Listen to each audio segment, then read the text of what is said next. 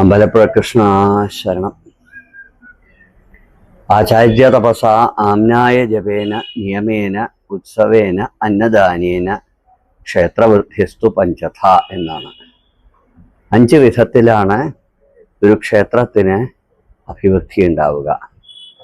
അവിടുത്തെ ആചാര്യന്മാരുടെ തപസ്, ചെയ്യുന്ന കാര്യത്തിലുള്ള ഏകാഗ്രമായിട്ടുള്ള കർമ്മങ്ങൾ നിഷ്ഠയോടുകൂടി ചെയ്യൽ എന്നർത്ഥം. ആമ്നായ ജപേന, വേദജപം, നാമജപം മുതലായ കാര്യങ്ങൾ വേണ്ട നിയമങ്ങൾ വേണ്ടമാതിരി അനുഷ്ഠിക്കുക. ദാനം, പാത്രം നിറഞ്ഞ് ദാനം ചെയ്യുക.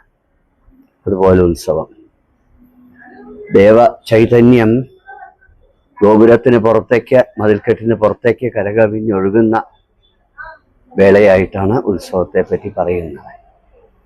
അമ്പലപ്പുഴ കൃഷ്ണന്റെ ഈ പുണ്യസന്നിധിയാണ് ഇവിടെ, ഭഗവാന്റെ നിത്യ സാന്നിധ്യം ഉള്ള ഇടം. വിവിധ തരങ്ങളിൽ ഈ ക്ഷേത്രത്തിന് വളരെ പ്രാധാന്യമുണ്ട്. അമ്പലപ്പുഴ വേല കണ്ടാൽ അമ്മയും വേണ്ട എന്ന് പറയും. ഇവിടുത്തെ വേലയുടെ പ്രാധാന്യം, ആ നാടിനെ രക്ഷിക്കുന്ന കരസൈനികരും നാവിക സൈനികരുടെയും അഭ്യാസവും പ്രകടനവുമായിട്ടുള്ള വേല, ഇവിടുത്തെ വിവിധ ആചാരാനുഷ്ഠാനങ്ങൾ, അതിന് ഉചിതമായിട്ടുള്ള തന്ത്രിവര്യന്മാര്, കോയ്മ എന്ന പ്രത്യേക സ്ഥാനികള്, പുരോഹിതന്മാര്, കഴകക്കാര്, എല്ലാം ചേർത്തടങ്ങിക്കൊണ്ട് ചിട്ടയോടുകൂടിയുള്ള സംവിധാനമാണ് അവിടെ അമ്പലപ്പുഴയിലുള്ളത്. ഈ ക്ഷേത്രത്തിൻ്റെ വിശേഷമായൊരു കാര്യം നമുക്കറിയാം, പള്ളിപ്പാന. നൂറ്റാണ്ടുകൾക്ക് മുമ്പേ ഇവിടെ പല ക്ഷേത്രങ്ങളിലും പ്രവേശനമില്ലാത്തിരുന്ന ഒരു കാലഘട്ടത്തിൽ ദേവതയെ വിവിധ സമുദായക്കാർക്ക് പൂജിക്കാൻ അവസരം കൊടുത്ത, സേവിക്കാൻ അവസരം കൊടുത്ത ഒരു പുണ്യസ്ഥലമാണ് അമ്പലപ്പുഴ. ഇവിടെ ഭട്ടതിരിപ്പാടിന് ദീർഘകാലമായിട്ട് ആദ്യകാലം മുതലേ സേവിക്കാനുള്ള അവസരം കിട്ടി വന്നിട്ടുണ്ട്.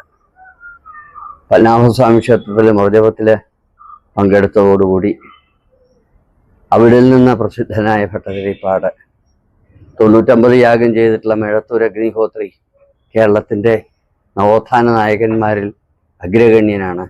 അദ്ദേഹത്തിൻ്റെ കൂട്ടത്തിൽ കൂടാൻ പറ്റിയിട്ടുള്ള ഒരു കുടുംബത്തിൽ നിന്നാണ് തെക്കേടത്ത് ഭട്ടതിരി വരുന്നത്.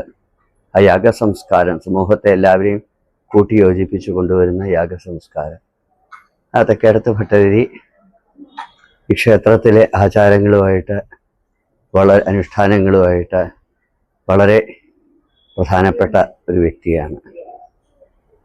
ക്ഷേത്രത്തിലെ രാജപ്രതിനിധി എന്ന് പറയും. കുറച്ചു കാലം ഈ രാജാവായിട്ടും പിന്നീട് രാജപ്രതിനിധിയായിട്ടും ഇരിക്കാൻ സാധിച്ചത് പണ്ട് കാലത്ത് ഒരു നാരായണൻ ഭട്ടതിരിപ്പാട് ഇവിടുത്തെ മഹാരാജാവിൻ്റെ മകളെ വിവാഹം കഴിച്ച്, അങ്ങനെ ഇവിടുത്തെ ഇളയ രാജാവ് മൈനറായതുകൊണ്ട് കുറച്ചു കാലം രാജഭരണവും അദ്ദേഹത്തിന് സാധിച്ചിട്ടുണ്ട്.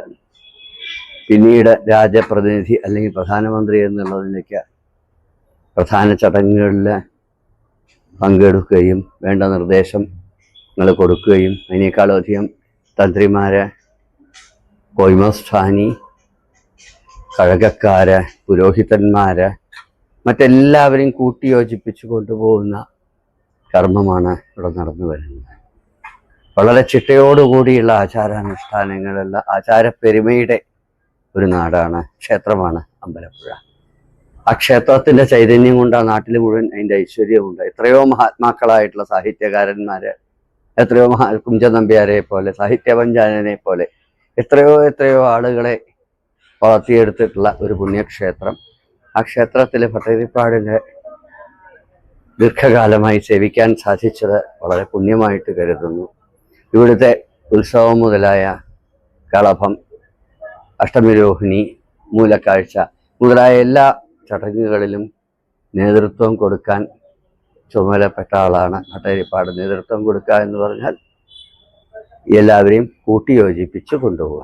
അവിടെയാണ് തന്ത്രിമാര്, പുരോഹിതന്മാര്, വേദജ്ഞന്മാര്, കഴകക്കാര്, ഇങ്ങനെ വിവിധ കർമ്മങ്ങൾ അനുഷ്ഠിക്കുന്ന എല്ലാവരെയും കൂട്ടിയോജിപ്പിച്ച് നല്ല രീതിയിൽ കൊണ്ടുപോകാൻ ദീർഘകാലമായിട്ട് നമുക്ക് ഈ പരമ്പരയിലുള്ളവർക്ക് സാധിച്ചിട്ടുണ്ട് എന്നുള്ളതാണ്. ഈ ക്ഷേത്രത്തിലെ ചടങ്ങുകൾക്ക് ഒരു ലോപവും ഇല്ലാതെ കുറവും ഇല്ലാതെ നടന്നു വരുന്നു. കഴിഞ്ഞ തവണ ദേവപ്രശ്നത്തിലും നമുക്ക് കാണാൻ സാധിച്ചു. ആ കൂട്ടായ്മ, ദേവതയുടെ കാര്യത്തിൽ വന്ന എല്ലാവരും ഒരേ മനസ്സാണ്. അത്തരത്തിൽ ഒരേ മനസ്സിൽ പ്രവർത്തിക്കുന്ന തിരുവിതാംകൂർ ദേവസ്വം ബോർഡിൻ്റെ പ്രതിനിധികളെ, ഉപദേശക സമിതി, ഇവിടെ വർഷാവർഷം മാറി മാറി വരുന്ന ഉപദേശക സമിതി അംഗങ്ങളെ, അത്തരത്തിൽ എല്ലാവരെയും കൂട്ടിയോജിപ്പിച്ച് ഈ വർഷം നമുക്കിവിടെ കളഭം, അതിനുശേഷം ദീർഘകാലത്തിന് ശേഷമുള്ള പള്ളിപ്പാന, അതിനുശേഷം സഹസ്രകലശം ഒക്കെ ഭംഗിയാക്കാൻ അനുവാദം തന്നു ഭഗവാൻ. ഇപ്പോൾ ഇവിടെ ഉത്സവം നടന്നുകൊണ്ടിരിക്കുന്നു.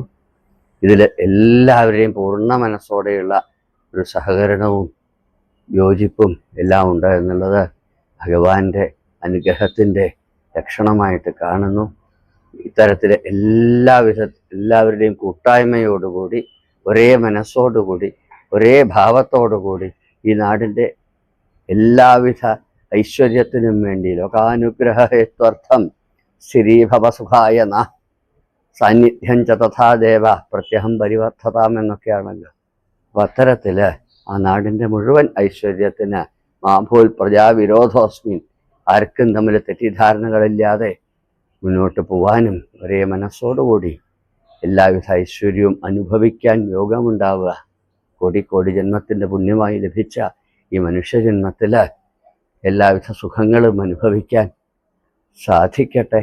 ഈശ്വരാധീനമായിട്ട് പ്രവർത്തിക്കാനും സാധിക്കട്ടെ.